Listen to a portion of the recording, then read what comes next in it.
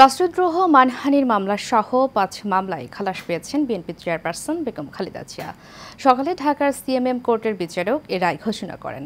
রায় শেষে খালেদা জিয়ার আইনজীবী মাসুদ আহমেদ তালুকদার বলেন, ৪ বছর আগে মামলার বাদী মৃত্যুবরণ ও সাক্ষী অনুপস্থিত থাকায় মামলা থেকে খালাস পেয়েছেন বেগম জিয়া। এই মিতু রিপোর্ট। জননেত্রী পরিষদের সভাপতি এবি সিদ্দিকীর করা মুক্তিযোদ্ধাদের কটূক্তি, ভুয়া জন্মদিন সহ মানহানির ৫টি মামলা থেকে খালাস পেলেন সাবেক প্রধানমন্ত্রী ও বিএনপি চেয়ারপারসন খালেদা জিয়া। সকালে ঢাকার চিফ মেট্রোপলিটন ম্যাজিস্ট্রেট মাহবুবুল হকের আদালত ৪টি ও অতিরিক্ত চিফ মেট্রোপলিটন আদালতের ম্যাজিস্ট্রেট তোফায়েল হোসেন একটি রায় ঘোষণা করেন। রায় শেষে খালেদা জিয়ার আইনজীবী মাসুদ আহমেদ তালুকদার গণমাধ্যমকে জানান, ৪ বছর আগে মামলার বাদীর মৃত্যুবরণ ও কিছু মামলায় সাক্ষী হাজির না হওয়ার কারণে খালাস পেয়েছেন বিএনপি চেয়ারপারসন।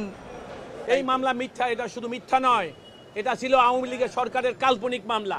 এবং আমি বলেছি, কিন্তু নাম সর্বস্বহীন পরিচয়হীন মানুষ, তারা আওয়ামী লীগের আনুকূল্য পাওয়া, দুর্নীতিতে সামিল হওয়া এবং রাষ্ট্রযন্ত্র ব্যবহার করে খালেদা জিয়ার নামে মামলা করলে সরকারের কাছাকাছি যাবে, দুর্নীতি করতে পারবে, সেই কারণেই সেই অসৎ উদ্দেশ্যে এই মামলাগুলো করা হয়েছিল।